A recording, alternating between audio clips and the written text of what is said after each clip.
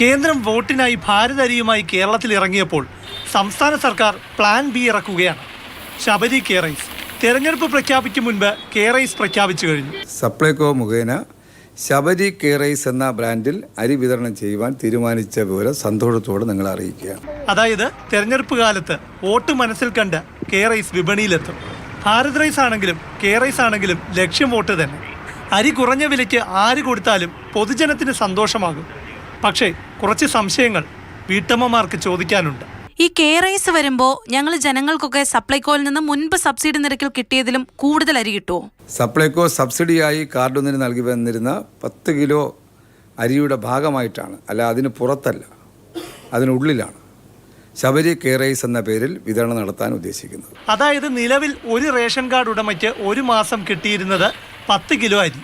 ഇനിയും 10 കിലോയിൽ കൂടുതൽ ലഭിക്കില്ല. മനസ്സിലായല്ലോ?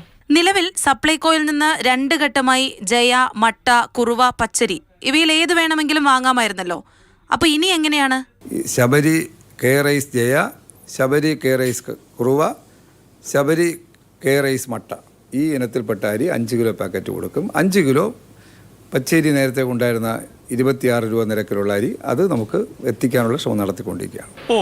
അതായത് 10 കിലോ കിട്ടിയിരുന്ന സ്ഥാനത്ത് ജയ, മട്ട, കുറുവ എന്നിവയിൽ ഏതെങ്കിലും ഒന്ന് 5 കിലോയെ കിട്ടൂ. തൽക്കാലം അതുമാത്രം. ബാക്കി 5 കിലോ പച്ചരി കൊടുക്കാൻ ശ്രമിക്കുമെന്ന്. പിന്നെ എന്താണ് ഈ കെ റൈസ് എന്നെഴുതിയ ഈ സഞ്ചി മാത്രമാണോ ഈ പ്രത്യേകത? ആദ്യത്തെ കുറച്ച് നാളത്തെ പബ്ലിസിറ്റിക്ക് വേണ്ടി ക്യാരി ബാഗ്, തുണി സഞ്ചി ഉറപ്പാക്കുകയാണ്.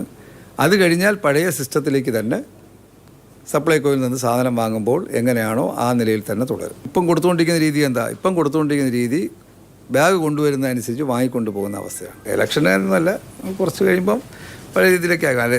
ഇപ്പോൾ കാര്യം വ്യക്തമായല്ലോ. സംഭവം കേന്ദ്രവും സംസ്ഥാനവും തമ്മിലുള്ള ഒരു തെരഞ്ഞെടുപ്പ് കാല അരി യുദ്ധമാണ്. പിന്നെ ദോഷം പറയരുതല്ലോ, ഇപ്പോൾ സപ്ലൈകോയിൽ നിന്ന് ഒരിനം അരിയും കിട്ടുന്നില്ല. ഭാരത് റൈസ് കെ റൈസ് യുദ്ധത്തിൻ്റെ ഫലമായി 5 കിലോ അരിയെങ്കിലും കിലോ 30 രൂപ നിരക്കിൽ കിട്ടിയാൽ വിലക്കയറ്റ കാലത്ത് അത്രയുമായി. പ്രശാന്ത് കൃഷ്ണ, മാതൃഭൂമി ന്യൂസ്, തിരുവനന്തപുരം.